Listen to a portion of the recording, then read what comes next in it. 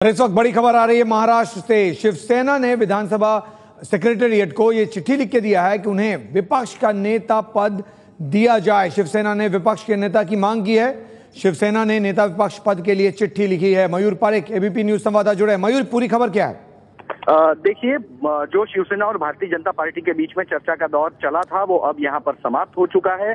शिवसेना ने फैसला कर लिया है कि वो विपक्ष में बैठेगी और इस विषय में उन्होंने एक पत्र जो है उद्धव ठाकरे की दस्तखत वाला खत जो है वो विधानसभा के महासचिव को सौंप दिया है और साथ में ही उनको बता दिया है कि शिवसेना जो है वो भारतीय जनता पार्टी के साथ में अब सत्ता का गठजोड़ नहीं करेगी, बल्कि वो विपक्ष बनेगी। एकनाथ शिंदे ये विपक्षी नेता पद होंगे और इसी के साथ शिवसेना जो सबसे बड़ा दल है भारतीय जनता पार्टी के पास, वो अब भारतीय जनता पार्टी के साथ गठबंधन नहीं करने जा रहा, बल्कि विपक्ष में बैठने जा रहा है। और इसी के साथ भारतीय जनता पार्टी और शिवसेना के साथ में जो गठबंधन की अटकलें लगाई जा रही थी वो आज समाप्त हुई। मयूर पर एक दो चीज बहुत साफ कर दी है दर्शकों के लिए। एक तो ये जो आप कह रहे हैं उसके मुताबिक दोनों के बीच जो अलायंस था वो अलायंस खत्म हो गया है। उसकी आखिरी कील आज ठोक दी गई है, ये कहते हुए कि विपक्ष में रहेगी शिवसेना और सरकार के साथ नहीं जाएगी। अब सवाल ये कि जो केंद्र में सत्ता है जिसमें वो सहभागी है उसका क्या होगा और महाराष्ट्र में इसके आगे शिवसेना का क्या?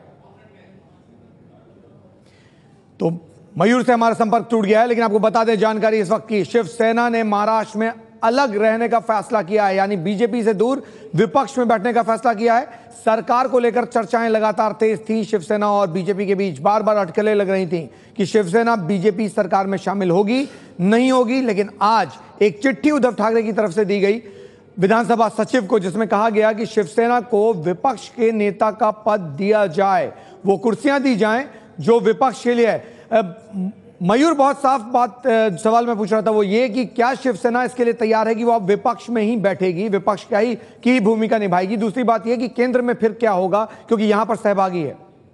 देखिए, बहुत साफ बात है कि शिवसेना जो है वो दोहरी भूमिका अब नहीं ले सकता। एक तरफ राज्य में साथ में रहे और एक तरफ केंद्र में।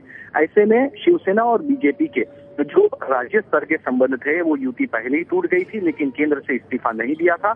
वहीं अब एक बार चुनाव के बाद में पोस्ट पोल अलायंस की संभावनाएं देखी जा रही थी, जिसको लेकर चर्चा चल रही थी। लेकिन आज वो चर्चाओं की तमाम अटकलों को शिवसेना ने विराम दे दिया है। शिवसेना ने खत दे दिया है विधानसभा के महासचिव को और कह दिया है कि हम अब सत्ता में हिस्सेदार नहीं होंगे, बल्कि हम विपक्षी नेता पद की कुर्सी पर बैठेंगे और भारतीय जनता पार्टी के खिलाफ मतदान भी करेंगे। इस समय में अब दो ही यहाँ पे महत्वपूर्ण सवाल है कि क्या वो केंद्रीय पद से इस्तीफा देंगे।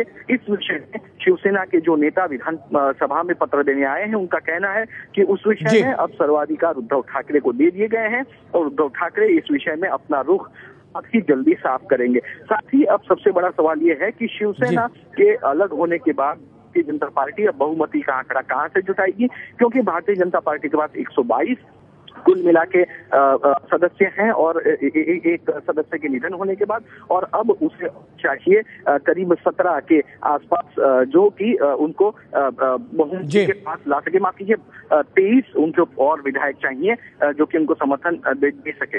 वहीं शरद पवार ने अपना रुख साफ किया है। तो ऐसे में अब महाराष्ट्र की राजनीति एक बार फिर दिलचस्प हो चली है कि आखिर बहुमती का जी मयूर, बहुत साफ तौर पर बड़ी खबर आ रही है। आपको बता रहे हैं किस तरह से शिवसेना ने तय किया है कि विपक्ष की भूमिका निभाएगी महाराष्ट्र में विपक्ष में बैठेगी शिवसेना। एबीपी न्यूज पर इस वक्त की बड़ी खबर।